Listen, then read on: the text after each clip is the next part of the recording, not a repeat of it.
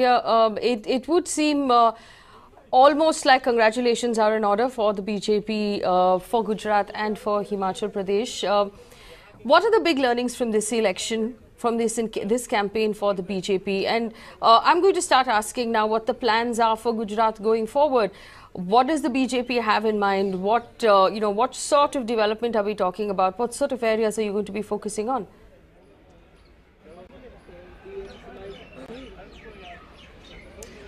Well, Faye, first of all, this win that we have just registered is very significant. As the panelists before me said, this is for the sixth time that the BJP has won the state. And this is a very comprehensive win, although it still falls short of what our expectation was.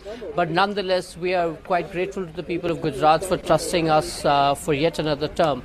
As far as your question on what do we plan for Gujarat going forward is concerned, I think this election, there were certain issues that had come up for discussions, and while we were in conversation with various stakeholders and constituents about how to address them, it seems that some of that has found its expression in the electoral results that we are seeing, and we are going to address it as soon as the government takes to office.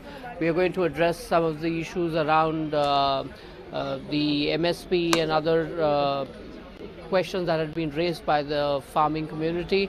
Also, and a very significant development is the fact that the BJP has made major inroads in the tribal belt. Now, that really tells you a story that the BJP government has in the past 22 years focused excessively on the tribal areas, ensured that the fruits of development reach to them as much as they reach to anybody living in urban centers, and that's yielded big political dividends for us. So in all, it's an election that has left us with some thought, but I want to caution that we should not try and look at every state election as a semi-final to the big election in 2019, because that is what was made out of Uttar Pradesh, where we won a very big mandate, and there are several other state elections that are going to come in 2018, and I'm sure we will see a similar kind of narrative coming through. Yes, yes. Every state has its context, every state has its issues, and Gujarat has had its issues, and despite those issues and despite the transitory discontent that might have been there's no disenchantment with the BJP, and I think that's the important message